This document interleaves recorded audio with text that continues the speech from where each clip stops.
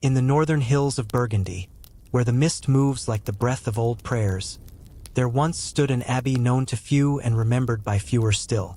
Its true name has been worn away by centuries of rain, yet local shepherds still call the place La Lure, the Abbey of Light. No road leads to it now. The moss has swallowed the pathways, the bells have long fallen silent, and the stones themselves, pale, porous limestone quarried from the surrounding hills, hum faintly when touched at dawn, as if retaining the echo of chants long vanished into the air. When archaeologists first uncovered its outline in the late 1800s, they thought it was merely another Cistercian ruin, one of the many monastic remnants dotting the valleys of France. But there was something different about this place. Beneath its nave, they found a chamber lined with mica flakes, glimmering softly even in darkness. And in that half-buried hall, a fragment of vellum sealed in beeswax, delicate, gold-flecked, and filled not with words but with spiraling diagrams that seemed to drift between geometry and vision. The vellum came to be known as the Codex Lucerna, the Book of the Lamp. The script was indecipherable, half Latin, half something else. The ink shimmered faintly under moonlight, as though it had been mixed with powdered quartz. No text had ever been written like it in medieval Europe, and some historians suggested it was not meant to be read at all, but rather remembered, a meditation in form, a map for the eyes of the spirit. The legend says that when the abbey still breathed with life, its monks refused to use flame. Fire, they believed, was too hungry, too violent. They worked by the afterglow of dawn, by the phosphorescence of polished shells, by a strange pale radiance that seemed to come from within the stones themselves. Pilgrims would arrive by twilight and see a faint shimmer seeping through the arches, as if the walls were illuminated from inside, not by light, but by memory. And at the heart of this luminous brotherhood was the last friar, Brother Aurelian, a name now found only once, in the surviving fragment of a baptismal ledger at Cluny. It is said that he alone guarded the Codex Lucerna, writing nothing, speaking never. By day, he tended the herbs in the cloister gardens, angelica, rue, and the silver-leaf lunaria, also called honesty or moonwort, whose round, translucent pods caught the sunlight like miniature mirrors. By night, he descended into the mica-lined crypt to trace symbols in the air, circles, spirals, constellations, believing that light itself was a language, one that could be learned only through silence. When the abbey fell into decay, after the Black Death or perhaps after the wars of religion, the story of Aurelian blurred into legend.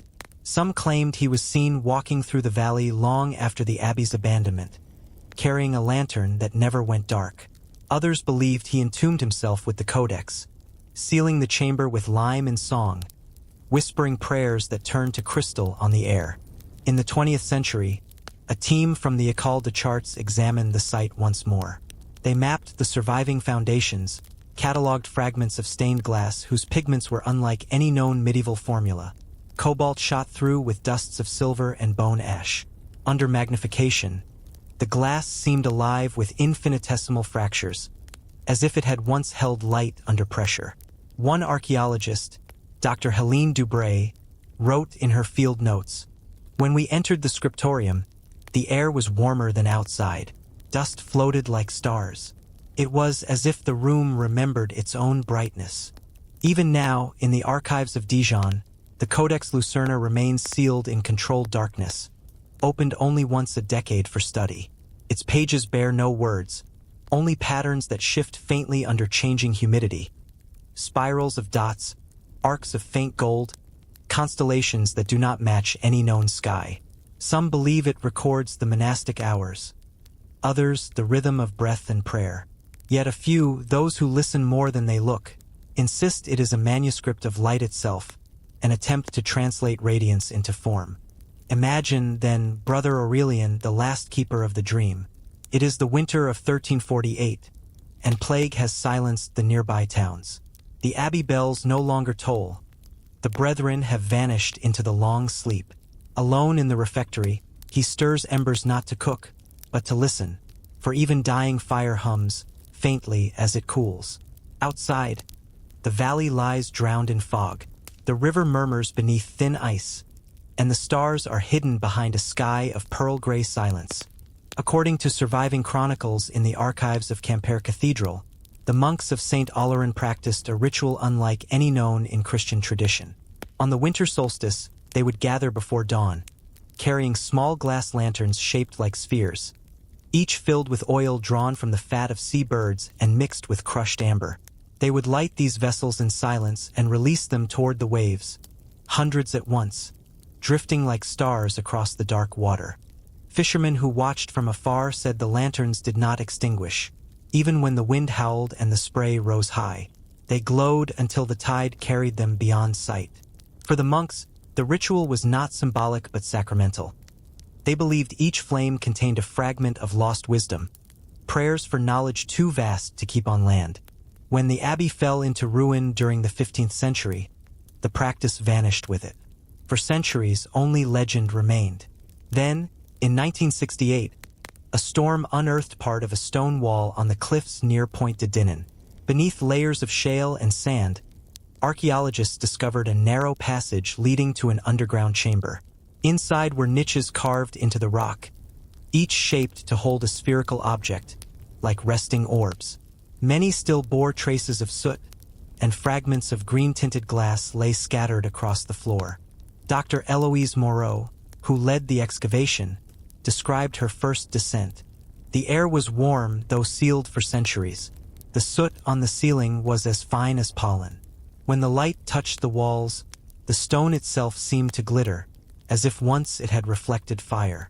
Chemical analysis confirmed the presence of amber residue fused into the rock, suggesting the burning of resins rather than simple oil. The discovery led to renewed interest in the Lantern Order, a term appearing in a 1421 papal edict condemning the brethren who send their prayers to sea. Historians believe the abbey may have been censured for incorporating pre-Christian maritime rites, possibly adaptations of Celtic solstice fire rituals once practiced along the Armorican coast. Artifacts recovered from the site include bronze wick holders, fragments of blown glass, and a copper medallion etched with the words Lux Navigans, the light that travels. These items are now preserved at the Musée de Bretagne, where visitors can still see the faint iridescence of melted glass reflecting the flicker of ancient flame.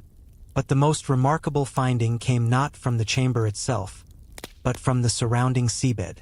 In 1972, divers from Brest University discovered several small glass spheres embedded in silt just offshore, remarkably intact despite centuries underwater.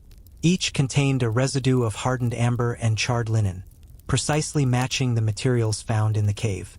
Under ultraviolet light, the interior surfaces revealed microscopic etchings, minute concentric lines resembling script, though no language could be identified. Some scholars proposed that the monks engraved their prayers directly into the glass before sealing it, inscriptions meant to be read by light, not by eyes. When illuminated from within, the markings scattered reflection into spectral patterns that shimmered across the lab walls, forming shapes that looked almost like constellations. The locals say that on clear solstice nights, when the tide retreats and the wind drops low, the sea near Dinan glows faintly with pinpoints of light. They call it the returning of the lanterns. Marine biologists attribute the phenomenon to bioluminescent plankton stirred by the current, but for those who live near the cliffs, it is something older, something listening. He climbs the worn stair to the scriptorium. On the desk lies the Codex Lucerna, its cover dusted with pollen from dried lunaria leaves. He opens it slowly. There are no words, only the faint glimmer of diagrams catching the moonlight through cracked glass. To anyone else, it would seem blank, but to him, each spiral speaks, each circle breathes. He traces one line with a trembling finger, and the mica in the walls flickers, not brightly, just enough to make shadows breathe. Among the abbey's fragments, archaeologists also uncovered a slate tablet inscribed with a single line in Latin, Illumina quod non redibit. Illuminate that which will not return. To the monks of St. Olerin, light was not merely radiance. It was memory, the act of allowing what once was to shine again, even as it drifted away. Their ritual was less about offering than remembrance. Each flame was a fragment of thought, a spark of the divine set adrift to join the great tide of consciousness they believed encircled the world. Dr. Moreau's later writings, published posthumously, suggests she felt something uncanny during her work at the site. There were nights when the sea below the cliffs would flicker, just once. A soft shimmer like a breath released. The wind carried salt and something faintly sweet, like burnt resin. I began to understand why they sent their lights away, perhaps to ensure their prayers would never fade. Today, the cliffs above St. Olarin are wild again. Heather and gorse cover the stones, and only a faint arch of the abbey's entrance remains, half buried in lichen. Yet each winter solstice, a handful of locals gather on the shore with lanterns of their own, glass globes crafted in imitation of those ancient orbs. They light them in silence and release them into the dark tide. No one speaks as they drift out to sea. The wind carries only the sound of the waves, the whisper of fire meeting water. And for a moment, it seems that the ocean glows from within as if remembering. Perhaps the monks of St. Olarin understood something we have forgotten. That light is not merely to see, but to be seen by. For hours he sits without moving. The silence grows vast. He begins to see light where there is none, not from above but within. It seeps from his pulse, from the rhythm of his own heartbeat echoing the cadence of chants once sung in these same walls. The abbey itself seems to join him, the arches and pillars bending toward his breath like listening ears. That every flame, once released, continues its journey somewhere beyond our reach. And perhaps, when we close our eyes at night, the faint warmth we feel within the dark is the echo of those lanterns still drifting, fragments of prayer, still burning softly beneath the waves. In the shadowed valleys of Umbria, hidden beneath a forest of cypress and oak, lie the remains of an abbey long erased from maps but whispered about in village folklore as Il Giardino del Tempo Addormentato, the garden where time slept. The site was rediscovered in 1987 by archaeologist Dr. Lorenzo Fabbri, who followed a series of medieval references to a monastery devoted not to prayer, but to the cultivation of silence. The abbey, once belonging to a small contemplative order known as the Fratres Hortenses, was thought to have vanished after the earthquake of 1349 that shook the Apennine spine of Italy. What Fabbri found, buried under centuries of soil and vine, was neither temple nor tomb, but a garden unlike any ever described in monastic history. The excavation revealed a rectangular cloister surrounded by low walls of volcanic tufa, its perimeter lined with marble planters still containing remnants of root systems. But these were no ordinary plants. Laboratory analysis of preserved pollen grains revealed traces of Papaver somniferum, the opium poppy, and Mandragora officinarum, the fabled mandrake. Both plants were known in the Middle Ages not only for their medicinal properties, but for their connection to trance, dream, and ritual sleep. On a stone slab near the center of the enclosure, an inscription was found in Latin. Dormit terra, et in somno suo germinat lumen. The earth sleeps, and in its sleep, it gives birth to light. Dr. Fabbri's notes record his astonishment. This was not a garden of healing, nor of beauty, but of stillness.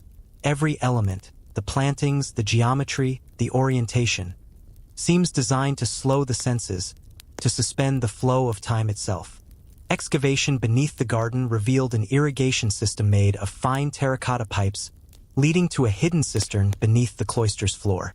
The water, still present after 6 centuries, was mineral-rich and faintly luminescent under torchlight.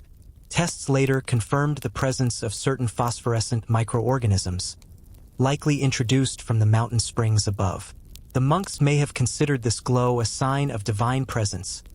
Lumen dormiens, the sleeping light. Later, much later, when his body is found, slumped beside the open codex, the room around him is warm though no fire burns. His eyes are closed, his face turned toward the dawn. The vellum before him glows faintly in the early light, its ink alive, as if reacting to his final exhalation. The monks who buried him etched no cross, no inscription, only a spiral carved into the stone above his resting place, a shape so simple and endless it could be either a prayer or a memory. Historical accounts suggest that the Fratres Hortenses' belief time was not linear but cyclical, blooming and folding like petals of a flower. They practiced a unique form of nocturnal meditation in which they slowed their breathing to match the rhythm of dripping water in the cloister fountain. One late medieval chronicler from Spoleto wrote that visitors entering the abbey lost all sense of hours. Some swore they had stayed one night, though the moon had risen thrice. Perhaps the most extraordinary find was the so-called chronoflora tablet, discovered in a sealed niche beneath the altar. The tablet, made of polished alabaster, bore an intricate carving. A human figure reclining amid spiraling vines whose tendrils formed circular patterns resembling sundials, yet without numbers or divisions. When illuminated by a narrow beam of light, the etching cast a shadow that rotated not by the sun's movement, but by the flicker of flame. Some scholars believe it was a symbolic clock, one that measured not time, but perception. The monks of the garden sought to understand eternity through slowness, believing that enlightenment came not from ascension but from stillness. To wait, one fragment reads, is to listen to God's breath. Archaeobotanists reconstructed part of the garden using recovered seeds preserved in sealed amphorae. When replanted in controlled soil, several sprouted despite their age, small, pale green shoots that grew only under darkness. Their leaves folded inward at sunrise, reopening only under dim light. The team called them Flos Tenebrarum, flowers of the dark. The monks seemed to have cultivated not beauty, but obedience to the rhythm of night. Their faith was botanical, their devotion measured in breaths of the earth. In their silence they found continuity, a union between plant, soil, and soul. In 1992, a further chamber was discovered adjacent to the cloister, a low-vaulted room filled with carved stone beds arranged in a circle. Each bed had a shallow depression at its center, designed to hold a small bowl or vessel.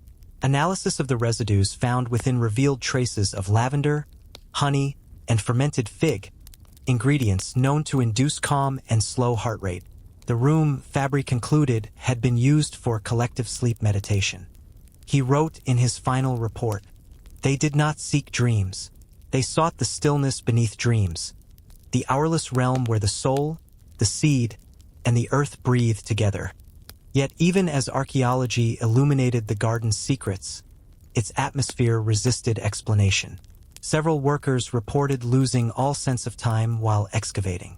One described feeling trapped in a single afternoon that never ended.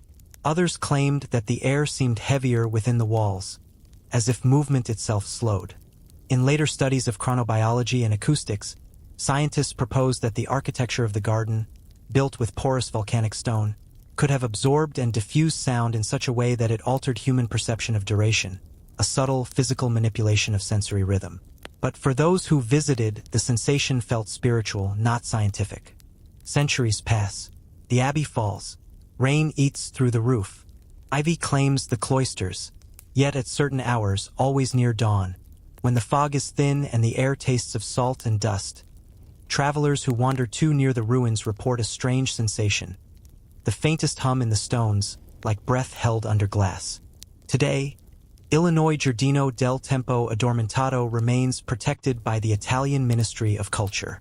Visitors are not allowed to enter the inner cloister, but they may walk its perimeter trail at dusk, when the valley fills with gold mist. From the hilltop, the pattern of the garden still forms a faint spiral, a design that echoes ancient Etruscan burial mounds and early Christian labyrinths. At sunset, the air still hums faintly.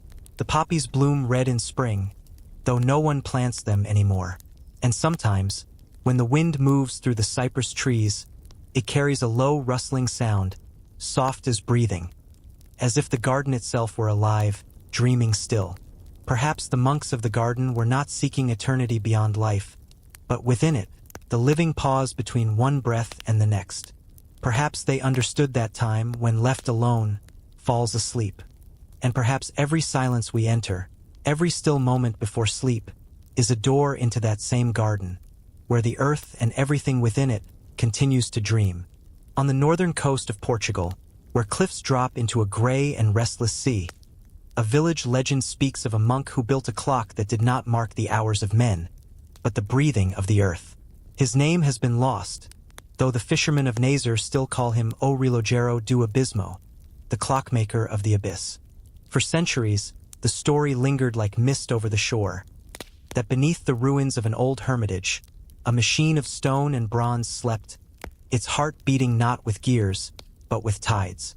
No one believed it, until in 2009, after a storm exposed a hollow beneath the cliffs, archaeologists found a chamber half-collapsed, its entrance sealed by salt and sand. Inside lay the remnants of a mechanism unlike anything ever recorded in medieval Europe.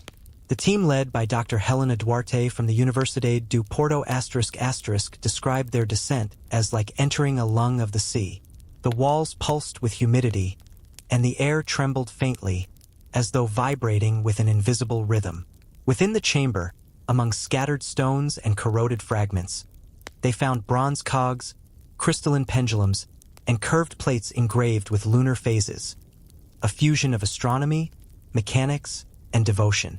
Each piece was etched with monastic symbols, the Chiro, the lamb, and strange inscriptions that mixed Latin with archaic Galician Portuguese. One disc bore the phrase, Tempus non numerat, sed respirat. Some say it's wind, others call it vibration from underground springs. But those who stand still enough, hearts slowed, hands pressed to the cold wall, describe something subtler, a pulse that seems to match their own. As if the light brother Aurelian once tended never truly left. As if the abbey still dreams, waiting for someone quiet enough to listen. Time does not count. It breathes. At first, scholars assumed it was a symbolic altar. But as the fragments were cleaned and reconstructed, a pattern emerged, not of a clock as we know it, but of a water-driven device connected to an underground channel leading to the sea. The flow of the tide, rising and falling through hidden conduits, would turn the mechanism twice a day. It was, in effect, a tidal clock, yet one whose purpose seemed spiritual, not practical. A parchment found nearby in the remains of a scriptorium provided a clue. The text, dated to the early 14th century, describes a brother of the order of St. Geronimus who measured not the hours of man, but the breath of creation. It tells of a device whose pulse aligns with the moon's silver wheel, built to remind the brethren that each tide is a prayer returning to its source. The mechanical fragments, though corroded, bore craftsmanship far beyond what was thought possible for the period. Tiny gear teeth, precise to fractions of a millimeter, and crystalline pendulums of quartz suggested knowledge of harmonic oscillation centuries before Galileo. Yet this precision was balanced by mysticism. Carved into one beam was a series of words that, when translated, read, "The measure of silence is the rhythm of the sea." Historians speculate that the monk who built it might have been influenced by early Islamic astronomical instruments brought through Iberian trade routes. The combination of lunar mapping, hydraulic engineering, and theology suggested a hybrid lineage. Perhaps a recluse who blended scientific and mystical traditions into one act of devotion. When the mechanism was partially restored and tested, it produced a sound, not a tick but a slow, hollow resonance, like the exhale of a bellows. As the simulated tide rose within the model, the gears moved with fluid grace, creating a rhythm that mirrored the ebb and flow of waves. The archaeologists described it as hypnotic. "It was not mechanical," said Duarte. "It was breathing." Further excavation revealed a circular mosaic on the chamber floor, depicting 12 concentric spirals of ocean waves. At the center, a single figure knelt in prayer beside an hourglass overturned, its sand flowing upward. Around the figure were inscribed the words, Ut tempus dormiat, anima vigilat. When time sleeps, the soul keeps watch. Perhaps it was never meant to be found. The site became an archaeological and philosophical enigma. Was the clock a tool for meditation? A cosmic instrument linking human consciousness with the rhythm of the sea? Some believe the monks used it during nocturnal vigils, aligning prayer with tidal cycles, a synchronization of soul and planet. Others see it as the physical embodiment of monastic reflection, a way to make the passage of time tangible, yet dissolving. Dr. Duarte later wrote in her journal, never published officially, "The air around it vibrates in a pattern that repeats every 7 minutes, matching the slow pulse of coastal waves. Standing there, one feels a presence, not human, not divine, but harmonic. as if something older than the ocean were still remembering itself. Environmental physicists analyzed the rock cavity and confirmed that the rising tide compresses trapped air pockets within the cliff, creating a natural oscillation. But the alignment of the bronze conduits and valves was deliberate, engineered to capture and amplify that pulse. The monk had transformed geology itself into a clock.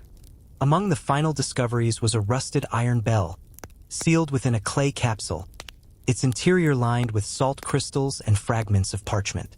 When carefully opened, the text inside was almost unreadable, but one line survived. "He who listens long enough will hear that even silence moves." The clockmaker of the abyss was never identified. Some say he drowned before completing his work, swallowed by the same tide that powered his creation.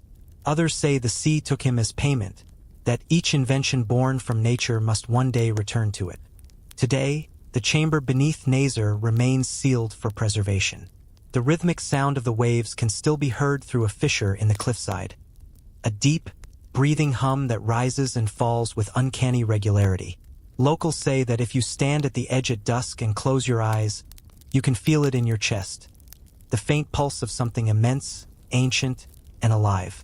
Perhaps that is what the monk sought to capture, not to measure time but to remind it to rest, to show that even the hours must breathe, that silence itself has a rhythm. Perhaps some forms of light are not meant to shine, but to remember. And perhaps, when we drift into sleep, we too join that eternal mechanism. The slow, sacred turning of the world beneath the waves, where every moment dissolves, and time itself remembers how to dream. High in the Swiss Jura, where mists drift over glacial lakes and the air tastes faintly of stone and pine, there is a legend whispered by herders and fishermen, of a monastery swallowed by water, whose library still breathes beneath the surface. They call it Der See der Bücher, the Lake of Books. In the summer of 1994, when drought lowered the water level of Lake Burnetz to its lowest point in decades, archaeologists surveying the exposed shoreline noticed a series of carved limestone steps descending into the depths. They led to an archway framed in Romanesque reliefs, worn faces of saints half consumed by algae. Beneath that arch, divers found the entrance to a submerged crypt that should not have existed. A chamber built in the 12th century, sealed in darkness for more than 700 years. The discovery team, led by Dr. Matthias Keller of the University of Lausanne, spent months cataloging the remains. What they found changed the known history of medieval scriptoria. Along the walls of the crypt were hundreds of clay vessels, each sealed with wax and stamped with a sigil, a cross entwined with reeds and waves. Inside, instead of scrolls or parchment, the jars contained thin sheets of tanned leather etched not with ink, but with shallow carvings of letters. The markings, Keller wrote, seemed meant not to be read, but to be felt, an alphabet for the blind hands of silence. Carbon dating placed the material around 1170 CE, a time when the region's monastic communities were scattered and reforming after the fall of the Hirsau influence. Records from the Abbey of Saint-Ursanne mention a breakaway sect of monks who rejected the eye's dominion and practiced what they called lectio kika, the blind reading. They believed that divine truth was not meant to be seen but touched, that comprehension should pass through the skin as prayer passes through breath.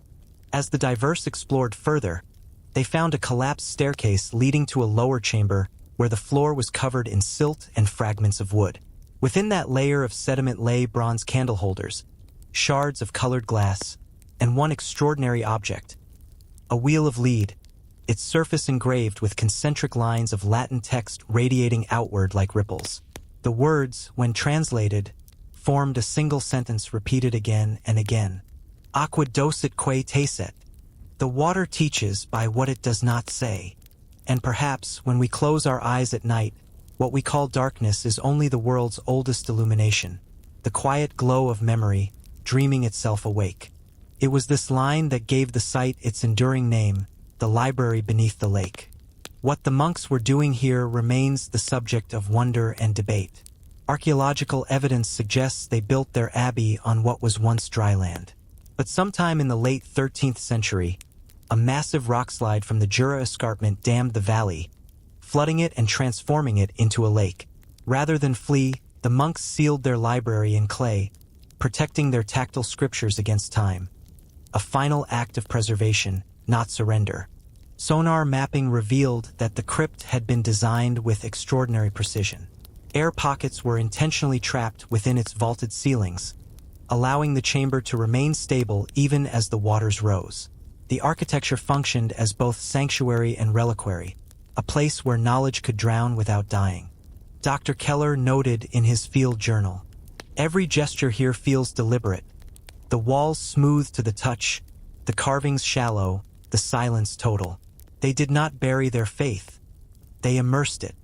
Some scholars believe the Lectio Caeca monks viewed water not as destruction, but as translation, a medium through which written word could return to its primal state, vibration. Their texts, read by touch, might have been meant to dissolve. Each groove eventually eroded into soundless communion. In 1996, a team of underwater acousticians conducted experiments inside the crypt. When they hummed low tones, the chamber resonated like a bell. Not loudly, but deeply, a trembling that seemed to rise through the bones rather than the ears. The sound waves followed the curvature of the ceiling, amplifying within the sealed air pockets. When recorded, the resulting frequency measured precisely 432 Hz, the same tuning historically associated with Gregorian chant. The phenomenon was later dubbed the aqueous resonance. Scientists explained it as coincidence. Theologians did not. One of the divers, a former seminarian named Jacob Steiner, described his final descent in an interview years later. "It felt like entering a prayer that had never stopped." Recovered artifacts from the site are now displayed at the Musée d'Archaeology du Jura. Among them is a small clay tablet inscribed with 3 words. There are places along the Atlantic coast where sound travels differently, where the sea seems to breathe through stone. Off the Breton Peninsula, near the drowned town of Wyes, fishermen have long told of a deep tolling rising from below the waves. It comes most often in the gray hours before dawn, when mist folds over the surface of the water and the horizon disappears into dream. They say it is the sound of bells, the lost bells of a monastery that sank beneath the ocean hundreds of years ago. Non scriptum, sed sensum. Not the writing, but the meaning. Each time researchers touch the carved lines, fine grains of limestone fall away, as though the text continues to erase itself, word by word. At dusk, when the lake lies still, the villagers say the surface sometimes ripples without wind, as if something below has stirred. Old fishermen claim to hear a faint echo then, like pages turning underwater. For them, the legend remains simple. The monks built a library not to be read, but to be remembered. Perhaps that is the truest kind of knowledge, the kind that sleeps in matter, waiting to be awakened by touch. Dr. Keller, before his death in 2010, wrote one final note in his private diary. "I no longer believe the library was meant for men. It was meant for the lake itself, a place where water could learn the weight of words. And perhaps that is what faith becomes when time forgets it. Not vanished, but submerged, luminous in silence. When we dream, perhaps we too drift downward, into that same library of quiet. Where words dissolve, memory breathes." The first record of this legend dates to the 15th century, inscribed in the travel diary of Brother Martin of Tours. Sailing from St. Malo toward Finisterre, he wrote of hearing a choir beneath the tide, harmonious and slow, like iron striking memory. At first dismissed as superstition, the account was reconsidered centuries later when divers from Nantes discovered submerged stonework along that same coast. Arches covered in coral, carved capitals buried in silt, and what appeared to be fragments of bronze bells fused into the seabed. And the earth itself keeps reading what we left behind. In the far north of Norway, where daylight falters for half the year and the wind moves like a hymn across the frozen fjords, there was once a monastery whose bells could be heard only in winter, not above the earth, but below it. The villagers of Skarvnes still tell the story of Klosteret under Snøen, the monastery beneath the snow.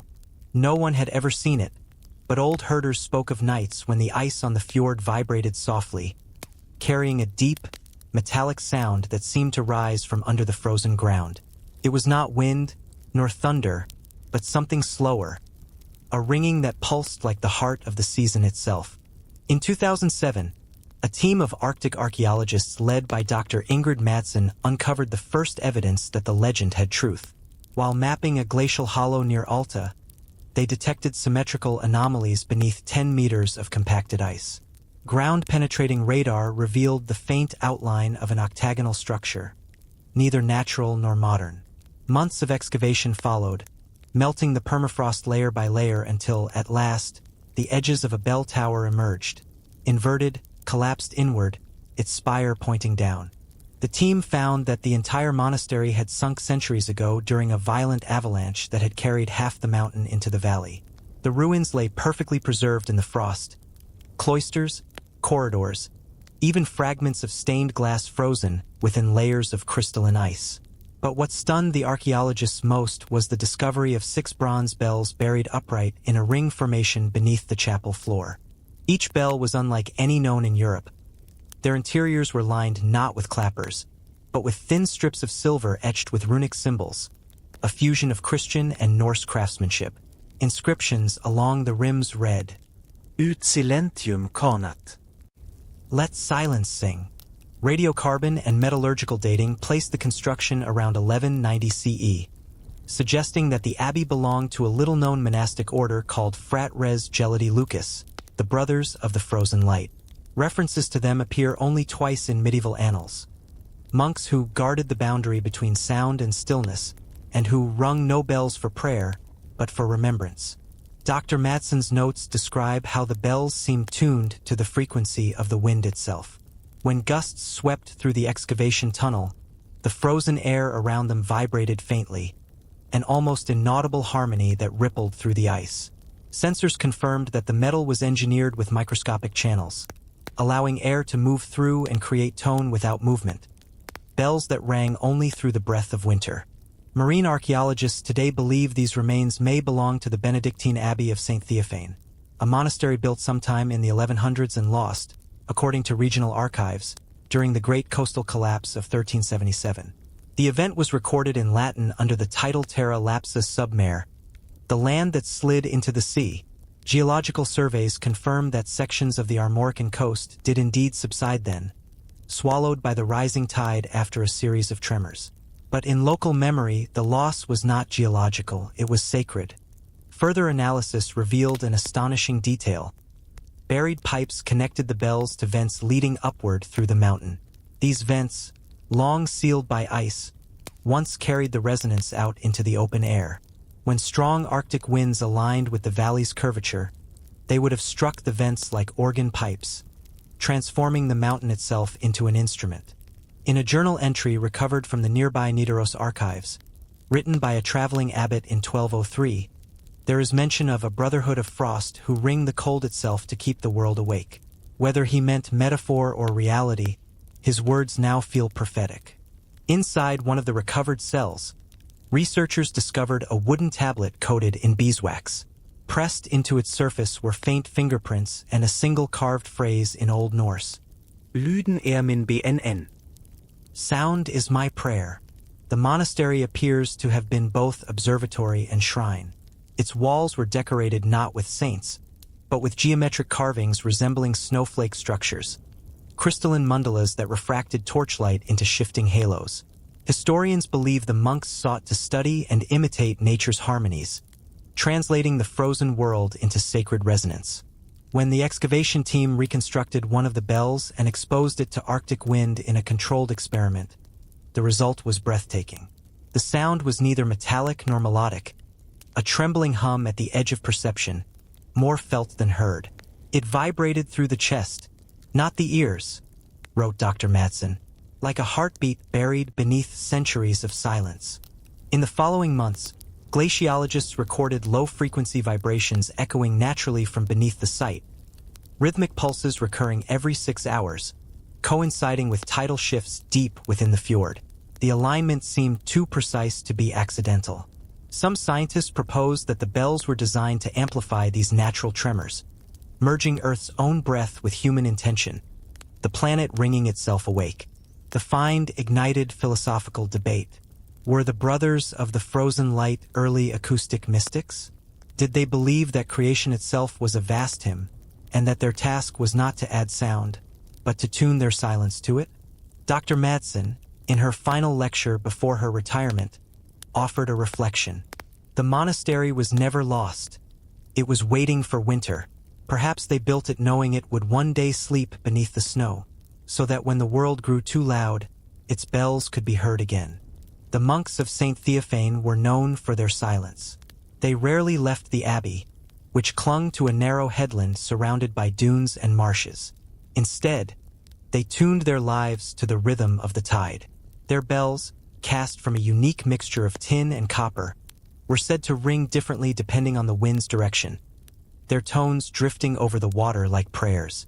Some believed the monks were trying to communicate not with God above, but with the sea itself. Today, the site remains under restricted access, buried once more beneath protective ice. Sensors still record faint tonal fluctuations, frequencies that rise with the solstice winds, then fade as spring approaches. No one has yet explained why. Local fishermen say that during the darkest nights of December, when the aurora spills across the sky, the ice hums softly, like metal remembering its purpose. They stop their engines then and listen. Perhaps, they say, it is not the wind at all, but the monastery calling through the centuries, ringing for those who have forgotten how to hear. And perhaps those bells will never truly fall silent, for they were built to echo what silence itself sounds like. A hymn older than history, still trembling beneath the snow. In the desert plains of southern Spain, beyond the crumbling outposts of Almeria, lies a salt basin known as La Cuenca del Silencio, the Basin of Silence. Nothing grows there. The ground is white as bone, cracked and glimmering beneath the sun. But centuries ago, this emptiness once held something extraordinary. A monastery that worshipped not by words or music, but by reflection. When the storms came in the winter of that fatal year, chronicles say the abbey held its ground for 3 nights and 2 days. The last survivor, an unnamed novice, later found on the cliffs of Douarnenez, told of standing in the tower as waves broke against the walls. Each toll of the bell, he wrote in trembling ink, was answered by the ocean, as though the deep had its own cloister, echoing ours. For years, local shepherds told of strange lights appearing at dusk, flashes that rippled across the salt flats like ghostly mirrors. Many dismissed it as illusion, heat, or glassy mirage. Yet in 2012, when archaeologists from the Universidad de Granada began a survey of the area, they uncovered a circular foundation just beneath the salt crust, a structure perfectly aligned with the solstice paths of the sun. At the center stood the remnants of a mosaic floor, tesserae of quartz, obsidian, and pale gypsum arranged in concentric rings. Around it, low walls of limestone formed what must once have been a cloister. But there were no altars, no frescoes, no carved saints. Only smooth, polished stone and a shallow pool that still shimmered faintly with mineral light. The inscriptions found on fragments of marble led to the monastery's name, Ordo Specularum, the Order of Mirrors. Founded, it seemed, around the 10th century, this small brotherhood followed a unique devotion known as lux retenta, the retained light. They believed that every ray of sunlight carried memory, fragments of divine consciousness that the earth could preserve. Their duty was to keep the light awake when the world fell dark. A parchment recovered from a nearby cave, likely a copy of the order's lost manuscript Liber de Refraction Divina, describes their rituals. At dawn we catch the sun upon the stone, and by its return we remember what has passed through all eyes. For the light does not die, it only forgets. Historical cross-references suggest the Ordo Specularum emerged from Mozarabic communities who blended early Christian mysticism with Islamic optical science. Al-Andalus was then a crossroads of knowledge, where light was both spiritual and physical, understood not only as God's symbol but as his medium. As excavations continued, archaeologists uncovered bronze frames and crystal discs arranged in a circle beneath the pool. These were no ordinary relics. They were primitive lenses, some convex, others concave, each fitted into a mechanism that could pivot along a central axis. It appeared that the monks had constructed an enormous heliotropic device, a mirror engine designed to capture, focus, and reflect sunlight into the heart of the cloister. When reconstructed digitally, the mechanism revealed a stunning pattern. Every solstice and equinox, the reflected light converged on the same point. A golden plate engraved with a simple inscription. Sol me mini. The sun remembers. Centuries later, in 1934, a team of Breton divers led by oceanographer Alain Merrick undertook the first serious survey of the site.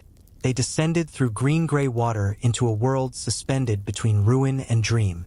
Merrick described pillars covered in anemones, doorways encrusted with shell, and faint metallic resonance when the current shifted. It was, he wrote, as if the sea were remembering. One diver claimed to have heard a faint tolling while adjusting the pressure valve of his suit. None of the instruments registered sound, yet the vibration pulsed through their bones.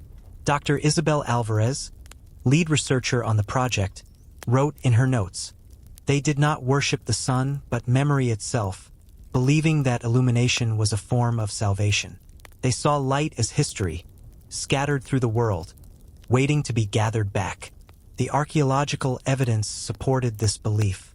Traces of soot and oil found near the pool suggested nightly ceremonies in which the monks projected light from hidden lamps into mirrors of polished copper. The flickering beams, reflected in sequence, created a slow-moving circle of fire that passed across the walls like a clock of flame, marking time not by shadow, but by radiance.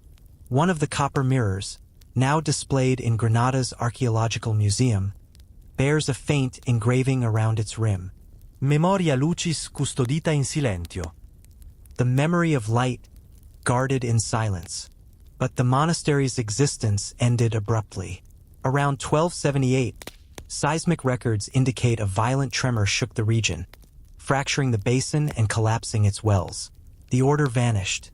Within months, salt water from underground aquifers flooded the site, sealing it beneath a crystallized mirror of its own making. Centuries passed. The sun continued to burn above, and the salt continued to preserve everything beneath it. When divers explored the flooded lower chambers in 2014, they found walls coated with microscopic crystals that still refracted light into spectral rainbows. The mirrors, though fractured, retained a faint luster.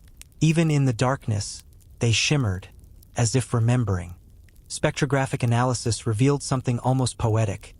Each lens had been ground with minute asymmetries that caused the reflected rays to scatter not randomly, but in a slow spiral, mimicking the movement of the Milky Way as seen from the Iberian night sky. It was quite literally a map of celestial memory carved into glass. Today, sonar mapping reveals a rough outline of what could be the Abbey's bell tower, lying at a depth of 27 meters. The bells themselves, if they exist, are buried beneath centuries of sand and silt. But fishermen still report strange harmonics in their nets when passing over the area, threads that hum, as though tuned to an ancient frequency. Some scholars suggest that the Ordo Specularum sought to create an earthly echo of the cosmos, a chapel of reflected starlight where matter and divinity could meet through the geometry of illumination. Others interpret it more simply, a monastery devoted to the patience of light, to preserving what cannot be kept. Dr. Alvarez, in her final report, wrote, "They built no towers, no archives, no books. Their scripture was reflection itself, sunlight stored in stone. To them, eternity was not above but within the act of remembering what shines." Today, when dusk falls over La Cuenca del Silencio, the salt plains glow faintly pink and silver. Visitors who stand at the right angle claim they can see pale halos forming on the surface, rings of light that pulse and fade like breathing. Some say it is just refraction. Others believe it is the last ritual of the Ordo Specularum continuing beneath the ground, mirrors aligning with the dying sun one final time. And perhaps they are right. Perhaps light, once gathered in devotion, never forgets where it was loved. Perhaps every sunset is not an ending, but a remembrance, a reflection of what the world once tried to preserve. And as night descends, the salt basin falls silent again. What fascinates researchers is not only the archaeology, but the endurance of the legend. Every generation, new witnesses come forward. Sailors swear they've heard the sea singing, that under certain lunar tides, the water rings. Scientists call it seismic resonance, sound waves trapped in submerged cavities. The faithful call it remembrance. But beneath its still surface, the mirrors remain, holding the breath of forgotten suns, waiting for dawn to return and wake them once more. Deep in the forests of Bohemia, where the ground breathes mist and the trees grow older than memory, there lies a hollow no map dares to name. Locals call it Karenovi Kram, the cathedral beneath the roots.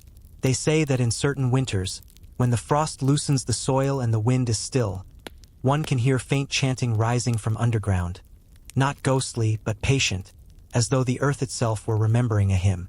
For centuries, it was dismissed as folklore, until 2018, when a forestry team near the village of Jesenis discovered an unnatural depression among the beaches. Beneath a fallen oak, its roots tangled around stone, they found an opening leading to a vast subterranean chamber. The first explorers descended expecting a cave, but what they entered was architecture. Columns carved from living limestone spiraled upward into vaults laced with roots. The air was heavy with petrichor and silence. Torchlight revealed reliefs of vines, seeds, and human figures merging with tree trunks. Monks entwined with roots, their faces serene. The place felt less like a ruin and more like something that had been slowly grown rather than built. Soon, archaeologists confirmed it was indeed man-made or perhaps man-shaped. Embedded in the walls were fragments of carved symbols resembling Cistercian crosses, intertwined with older pagan motifs of oak and spiral suns. Soil strata dated it to the late 1100s, around the same period as the rise of monastic expansion through Central Europe. But this structure had no written record, no mention in any ecclesiastical archive. And yet, as the team explored deeper, they found an altar carved from a single oak trunk, perfectly preserved by the cool humidity. Across its surface ran a line of Latin words, barely legible beneath moss. Radices tenent caelum. The roots hold the sky. Imagine standing on that lonely shore at dawn. The sand is cold, the wind sharp with salt. The world feels hollowed out, waiting. The ocean before you moves like breathing glass. Then, faintly, you hear it. A tone so low it feels more than it sounds, rising through the soles of your feet, steady as a heartbeat. It lasts only a few moments before dissolving back into silence. Yet something in you stirs, a quiet certainty that somewhere beneath the waves, stone still listens. Those words would come to define one of the most haunting archaeological enigmas of modern times. The layout suggested a monastic community that had moved underground, not in flight but in devotion. Beneath layers of soil, they had created an inverted cathedral, a sanctuary of earth rather than air. Each chamber corresponded to a season. Spring marked by carvings of buds and seeds, summer by intertwined branches, autumn by falling leaves, and winter, the deepest chamber, by bare roots curling through stone like veins. In the central nave, the archaeologists discovered a circular basin surrounded by carved troughs. Pollen samples revealed traces of myrrh, pine resin, and oak dust, all substances once burned in monastic rites. But among them was something unexpected: spores of Armillaria mellea, a parasitic fungus known as the honey mushroom, famous for its glowing mycelial networks. Under ultraviolet light, fragments of the basin and the carvings faintly glowed. It was as if the monks had cultivated bioluminescent fungi to light their sanctuary, turning decay itself into illumination. Dr. Katerina Vavrova, the lead archaeobotanist, wrote in her notes, "They did not fear rot. They prayed with it. The mycelium was their candle, the forest's slow fire." Within one of the side chapels, explorers found a sealed wooden chest, its surface carved with spirals that mirrored the patterns of tree rings. Inside lay fragments of vellum too water-damaged to unfold, but one small strip survived. Under infrared scanning, a few lines emerged. "We descend so the world may rise. Each leaf that falls remembers the light." The language was monastic but metaphysical, suggesting a theology of cycles rather than salvation. These monks, the so-called fratres radices, brothers of the root, seemed to believe that divinity resided not above, but beneath, in soil, in decay, in renewal. For the monks, the bell was never just an instrument. It was the bridge between time and eternity, between breath and stillness. In their theology, every sound made in devotion continued to exist forever, resonating in the unseen. To them, the sea was not destruction but transformation, a vast cathedral that accepted what the earth could no longer hold. The cathedral's acoustics further deepened the mystery. Sound engineers discovered that when a low hum was produced at the altar's center, the entire chamber resonated with layered overtones, transforming the space into a living instrument. When water was poured into the basin, the vibrations amplified through the roots above, creating a sound like breath exhaled through leaves. It was a symphony of the earth, one that might have once accompanied their prayers. Carbon dating of charred torches suggested the last human presence there around 1348, the year the Black Death reached Bohemia. Some speculate the monks retreated underground to escape the plague. Others believe they sealed themselves intentionally, offering their bodies back to the forest as part of a ritual of return. The final chamber offered a clue: a ring of stone niches, each containing a skeleton in a seated, cross-legged posture, palms resting on the soil. Around their necks hung wooden rosaries shaped like acorns. The positioning was deliberate, not of burial but of meditation. Their bones, remarkably intact, showed traces of fungal growth fused with the mineral deposits of the chamber. In a strange, almost poetic way, the monks had become part of the roots themselves. When the team returned months later to continue the study, they found that fine tendrils of living mycelium had begun to spread again across the altar and floor, as if reclaiming the space. Under dim light, the threads shimmered gold, forming delicate networks that pulsed faintly, like veins remembering their rhythm. Dr. Vavrova described it best: the forest still answers them. The hymn continues, not in sound, but in growth. Today, the entrance to the cathedral beneath the roots has been resealed to protect it from decay and intrusion. Only a handful of scholars and monks have been permitted to descend since. They describe an atmosphere so silent that even breath seems sacramental. Air tasting of earth, time, and prayer. At dusk, above the site, the forest floor sometimes glows faintly in patches, a bioluminescent bloom spreading among the roots. Locals say it is the monks keeping vigil still. Scientists call it luminous radicum, the light of roots, but those who have stood there know it feels like something else. Remembrance. Some nights, when storms sweep across the Atlantic and the air hums with pressure, the coast still trembles. Locals say the bells of St. Theophane ring once more, not to mourn, but to remind. Each vibration is a note of endurance, of devotion that refused to drown. Perhaps the brothers of the root discovered what others only guessed: that eternity was not skyward, but inward, that the soul, like the seed, does not rise by fleeing the earth, but by surrendering to it. And perhaps that is what their cathedral still teaches, beneath the moss and centuries, that faith is not an ascent, but a deepening, a descent through soil, silence, and sleep, until the roots themselves begin to sing. The night settles over the ruins like dust over scripture. Across deserts, forests, oceans, and sleep, we have wandered through the forgotten sanctuaries of humankind. Abbeys drowned, libraries breathing underwater, bells buried in ice, mirrors remembering the sun, roots dreaming beneath the soil, each one a fragment not of faith alone but of memory.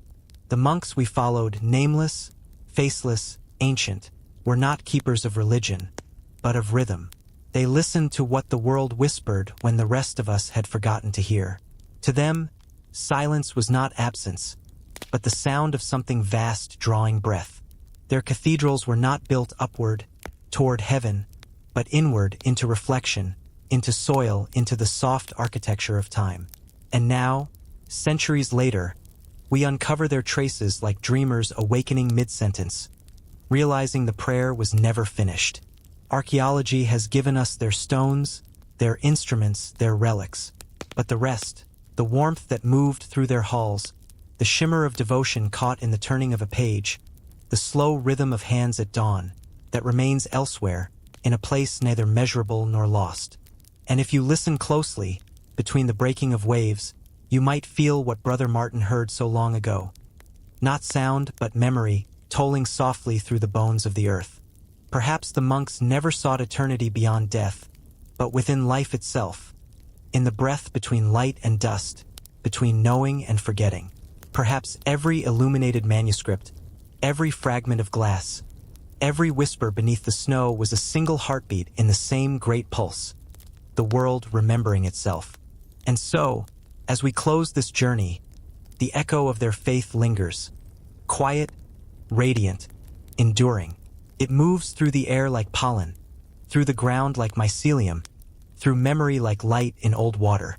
For history is not only what was written, it is what continues to hum beneath our feet, what glows faintly when we close our eyes, what keeps time not in years, but in breath. So listen not for answers but for resonance. The monks are still singing, somewhere beyond sleep, and the earth, patient and luminous, is still listening. Perhaps it is only the sea breathing, or perhaps, as the old chronicles whisper, every prayer, once spoken, must return. The bells have not vanished. They have only changed their choir. Now the ocean itself sings the hours. In the deep stillness of the Sinai, where sand meets silence and horizon fades into mirage, the wind carries a story that belongs neither to time nor to scripture. It is said that somewhere among the limestone ridges east of St. Catherine's Monastery, there lies a cave, unmarked, unblessed, unnamed, where a hermit once lived and died beside a mirror carved not of glass, but of obsidian. The monks at St. Catherine's still tell the story in whispers. The hermit, whose name is lost, came from Alexandria around the 7th century, when the world was trembling under the birth of new empires. He sought not refuge from conquest, but refuge from noise, a silence pure enough to reveal the voice beneath all others. Tradition holds that he carried only 3 things into the desert: a psalter, a clay bowl, and that black mirror. Centuries later, when an archaeological expedition from Cairo traced ancient Hermetic dwellings across the Sinai Plateau, they recorded a small cave west of Wadi El Ain. There, in a layer of sediment sealed by centuries of wind, they uncovered fragments of obsidian, perfectly smooth and curved like the surface of still water. Alongside it were traces of ash, faint impressions of kneeling posture in the floor dust, and a single copper coin bearing the image of Emperor Heraclius, the last emperor of Byzantium to hold Egypt. The lead archaeologist, Dr. Nabil Ghadaz, described the site as a cell of silence, noting that even sound seemed to thin within its walls. It was, he wrote, as if the cave itself remembered the absence of voice. The obsidian fragments, when reassembled, formed a disk about the size of a man's chest, polished to such perfection that it reflected light even in shadow. Yet the reflection was unlike that of ordinary mirrors. The black glass swallowed brightness and returned an image as if from another place, softer, slower, slightly delayed. The monks who visited the cave after its discovery believed it was the same relic mentioned in their oldest manuscript, Liber Solitudinis, the Book of Solitude, which describes a hermit who beheld in the stone not his likeness, but the first light of creation. Whether that phrase was meant literally or metaphorically is unknown, but the mirror of the desert soon became a symbol of inner revelation. The belief that true vision arises not from seeing outward, but inward. Legends around the mirror multiplied. Some said it showed not what was before it, but what had once been, the memory of the world imprinted in darkness.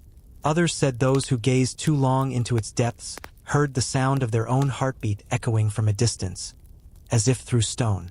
The Bedouins of the region avoided the cave after dusk, claiming the wind there did not whistle but whispered, and that when the moonlight struck the obsidian, faces appeared that were not one's own. Yet to historians, the object reveals something subtler, an intersection between spirituality and early science. The use of volcanic glass as a mirror predates Christ by millennia. Obsidian mirrors were sacred tools in both ancient Egypt and Mesoamerica, used not merely for reflection but for divination, astronomy, and ritual meditation. In the desert, where light defines existence, such a mirror would have been both a physical and spiritual instrument, a device through which the hermit might study not only himself but the shifting heavens. Standing within the cave today, one sees the logic of his choice. The ceiling dips low, the air cools even under the noon sun, and the only sound is the hiss of wind like breathing through sand. To face that mirror would have been to face one's own dissolution. The obsidian surface, unlike glass, does not reveal form sharply. It merges boundaries. Eyes blur, shadows blend, and the watcher begins to vanish into the reflection. One can imagine the hermit's ritual, the slow drawing of the mirror from its linen wrapping, the setting of the clay bowl before it filled with a little desert water, the steady lowering of the lamp flame until only his outline moved within the blackness. In that moment, he would have seen the faint shimmer of his own soul, not as light, but as motion, as vibration. There are notes in the monastery archive that hint at what might have become of him. A parchment fragment written in Greek, preserved in a later Coptic translation, records, "The brother of the mountain looked into the dark water and beheld the beginning. He said, 'Light has no shape.' Then he sealed the cave and did not return." When Dr. Gaddas's team returned to the site after a sandstorm in 1998, the entrance was half collapsed. The obsidian mirror had vanished. Only a shallow depression in the sand remained, perfectly circular, and within it, a fine layer of glass-like dust that refracted light in muted colors. The composition was unlike anything found nearby, a fusion of quartz, salt, and volcanic trace elements, as though heat had come not from fire, but from pressure, silence, or perhaps something older. Scientists suggested lightning. The monks offered a different explanation. The mirror had fulfilled its purpose and returned to its origin. "Some things," said the abbot of St. Catherine's, "are not made to last, but to remember for us. Even now, when the desert night falls and the air cools to crystal, travelers sometimes report strange reflections among the dunes. Brief glimmers of dark glass catching starlight where no rock lies. Some dismiss it as heat haze, others as superstition. But for those who have spent time in solitude, who have listened to the wind long enough for it to speak, the story feels less like legend and more like a whisper from the earth itself. A reminder that the truest mirrors are not found in light, but in shadow. Perhaps the hermit was not seeking vision at all, but disappearance, a way to dissolve the self into the infinite. Perhaps the mirror was never meant to reflect the face, but to reveal the breath behind it. And perhaps, in the heart of every desert, there is still a stone that remembers us. Not as we are, but as we once were, before the world learned to cast a shadow. Beneath the alpine foothills of northern Italy, where frost settles like parchment dust and rivers cut through marble veins, there lies a monastery forgotten by name but not by resonance. In local folklore, it is called Santa Nate, the Abbey of the Night. For centuries it slept beneath landslides and roots, its story buried beneath the slow patience of soil. The first rediscovery came in 1923, when a shepherd's boy stumbled upon a carved stone in the woods near Trento. It was unlike anything nearby, a lintel bearing the faint image of an open book surrounded by stars. Excavations led by Professor Carlo Benedetti of the University of Padua soon revealed the foundations of an entire complex. Cloisters, cells, and, deep below, a vaulted chamber lined with shelves carved directly into the rock. They called it the scriptorium. What they found inside confounded them. No manuscripts survived, only fragments of wall carvings. Not words, but patterns etched in spirals, circles, and constellations. The arrangement seemed deliberate, almost musical. Each groove was filled with residue of a mineral compound, mica, gypsum, and traces of cinnabar. When torchlight flickered over the carvings, the walls shimmered faintly, as if alive. Benedetti's field notes describe a phenomenon that puzzled even the physicists who later visited the site. Sound carried differently in that chamber. A whisper near one wall was amplified near another. It was as if the room had been tuned, an architectural instrument designed for resonance. One engineer suggested it was intentional, a space built to be read by ear, not eye. The monks of Santa Nate, if the few remaining documents are to be trusted, were active in the late 13th century, a small sect of Benedictines devoted not to copying texts, but to recording dreams. A marginal note in the archives of Verona mentions them briefly, fratres somnorum scriptarii, the brothers who write the dreams. It is believed they sought divine insight through sleep, believing that visions carried truths that scripture could not hold in daylight. Archaeological layers tell the story of devotion and decay. In the upper vaults, they found remnants of pigment, fragments of glass lamps, and a bronze stylus still resting against a slab of limestone, as though the writer had simply laid it down one night and never returned. The air smelled faintly of beeswax and iron. One parchment recovered nearby, carbon dated to 1280 CE, bore an inscription in Latin and Old Italian. The light of day blinds. We write in shadow, where truth reveals itself to those who sleep. Later analysis by epigraphists revealed a subtle but deliberate pattern in the carving's geometry. The angles and spacing mirrored certain medieval musical ratios, intervals used in Gregorian chant.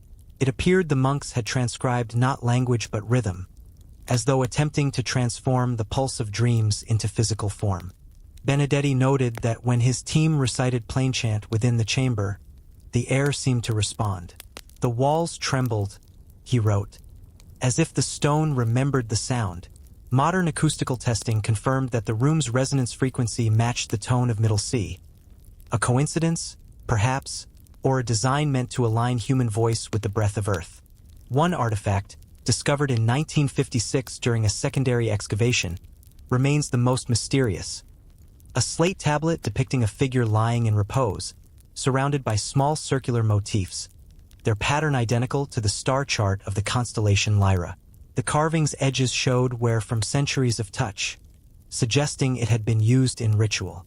Some archaeologists believe it represents the dreamer, the monk who served as vessel for communal meditation. Others see it as symbolic of Orpheus, whose lyre was said to charm even the stones. Yet the true mystery lies in what was not found. No ink, no codices, no parchment, as though the dreams they recorded had never been meant for eyes. In a letter preserved at the Padua archives, a local friar who visited the ruins in 1931 wrote, "When we sang the Vesper hymn in the lower hall, something answered, not echo but reply, a hum like breath from within the rock." Years later, when the chamber was sealed for preservation, a small group of researchers was allowed one final entry. They brought calibrated microphones, thermal sensors, and light instruments. For an hour, nothing happened. Then, as the air cooled and condensation formed on the stone, a faint vibration appeared on their recordings. Rhythmic, low, almost like chanting. The pattern matched, astonishingly, the cadence of Benedictine nocturne prayers. Whether the resonance was geological or something older remains uncertain. The official report, published in Acta Archaeologica Italica in 1961, concluded cautiously, the phenomenon may arise from subterranean air currents amplified by the chamber's curvature. Still, the alignment between the acoustic response and historical liturgy is of note. But Benedetti, before his death, wrote something different in the margin of his last notebook. "We built temples for words.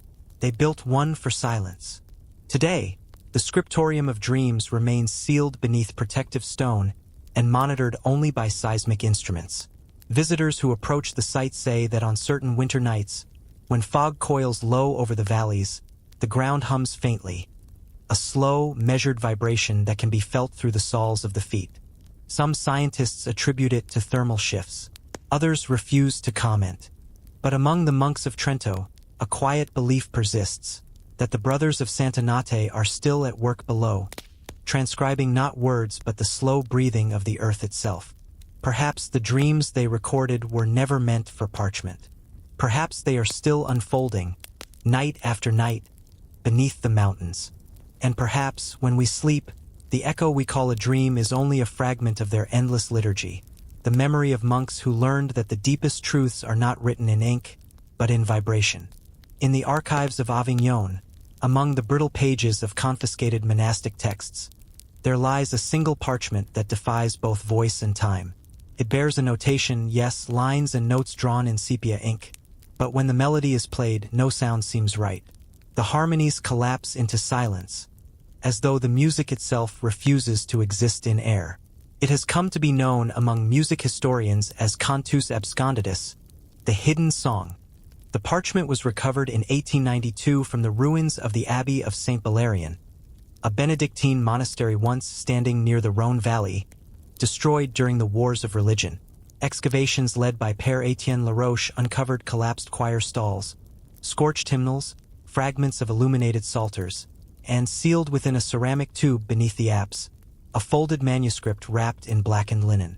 The ink was faded, but the staves were perfectly preserved, as though shielded from decay. When the first attempt was made to perform the piece, the choir of the École de Musique in Lyon found themselves disoriented. The intervals seemed deliberately unresolved. The melody began and ended in breath. A contemporary account from 1895 describes the experience. At the final measure, the air in the hall trembled, but no sound came. It was as if the notes had been written for the spaces between tones, for silence itself. Scholars puzzled over it for decades. Some suggested the monks had composed it as a meditation on divine absence, others that it encoded astronomical proportions, a map of stars rather than song. But when researchers from the Sorbonne analyzed the parchment in 1974 under ultraviolet light, they discovered something astonishing. Faint golden traces above the notes, invisible to the naked eye. When charted, the marks formed a precise geometric ratio corresponding to the alignment of Jupiter and Saturn in the year 1321. That date coincides with a known schism within the Benedictine order, a group of mystics who called themselves custodes silentiae, the keepers of silence. Historical records indicate they believed sound to be a sacred wound in the fabric of the universe. Every spoken word, every tone, was a tear in divine stillness. Music, therefore, should not be heard, only remembered. Excavations of the abbey's remnants reveal evidence of this theology carved into the stones themselves. Around the cloister well, archaeologists found inscriptions not of scripture, but of notation, neumes etched in stone, devoid of lyrics. In one cell, a bronze tuning fork lay embedded in plaster, fused as if melted by heat. The bell tower, when reconstructed virtually through 3D laser mapping, revealed an anomaly. Its dimensions create a standing wave that cancels resonance. Bells rung inside would, theoretically, produce no audible tone outside the tower. Father Laroche himself, writing in 1901, noted the eerie sensation that filled the ruins at dusk. When the wind passed through the nave, the air quivered like a breath holding itself still. It was not absence of sound, but a kind of attention, as if something were listening. In the following century, acoustical engineers from Cambridge attempted to recreate the cantus absconditus digitally. Using reconstructed medieval instruments, they synthesized each note, layering it according to the manuscript spacing. The result was haunting. Frequencies that faded just before they became audible harmonics that hovered on the edge of perception. When played through resonance sensors, the sound pattern formed concentric ripples, almost identical to those found on the interior dome of the abbey's apse. It seemed the monks of St. Valerian had built architecture itself into the composition, a music meant not for ears, but for stone. Further excavations confirmed their intention. Beneath the choir floor, beneath centuries of rubble, archaeologists uncovered a series of bronze plates inscribed with faint markings, identical to the rhythm of the silent song. The plates were spaced in a spiral formation, like a buried instrument. When struck lightly, they emitted vibrations too low for human hearing. Sensors translated the frequency into visible light patterns, pulses of gold and blue that matched the color codes found in medieval manuscripts for divine illumination. Among the finds was also a small ivory plaque depicting 12 monks seated in silence, each with a closed mouth and a radiant halo of concentric circles around the head, perhaps a representation of vibration or inner chant. Beneath them was carved a single line of Latin. Vox Dei in taciturnitate nascitur. The voice of God is born in silence. Modern restorationists have speculated that the cantus absconditus may never have been intended for human performance at all. Rather, it may have been written to be heard by the building itself, an act of devotion in which sound becomes structure. The monks believed that stone could remember, that each vibration left an imprint on matter. By composing without sound, they sought to purify music of human interference, creating resonance only heaven could hear. Yet the mystery deepened in 2013, when a team from the French National Center for Scientific Research revisited the abbey ruins with subsonic sensors. Late at night, under still air, they recorded rhythmic pulses emanating from beneath the foundations, occurring precisely at intervals corresponding to nocturnal prayer hours. Geological causes were ruled out. There were no underground rivers, no seismic movement. The vibration, faint but patterned, persisted for 3 nights. Then it stopped. No explanation has been accepted. But one line from Father Laroche's personal journal, found after his death, suggests his own conclusion. The choir was never silent. It merely changed its listener. Today, the manuscript of the silent choir rests in a climate-controlled vault at the Musée de Manuscrits Sacres in Paris. The ink has turned the color of dried honey, the parchment thin as breath. Scholars visit it in reverence, leaning close to the silent staves, as though waiting for a sound that cannot cross the boundary between worlds. Perhaps that is the true purpose of the Cantus Absconditus, not to be sung, but to remind that some prayers are too fragile for air, that some music belongs to the stones, and that silence, when listened to deeply enough, begins to hum softly, endlessly, the song the world forgot to hear. Along the wind-swept cliffs of western Brittany, where the Atlantic hurls its foam against dark granite and gulls cry like ghosts over the tide, there once stood a monastery whose light was said to guide not ships, but souls. It was known as St. Olerin, though no records confirm its founder. Only fragments remain, a broken inscription on a coastal rock, and the memory of lanterns that once floated upon the sea.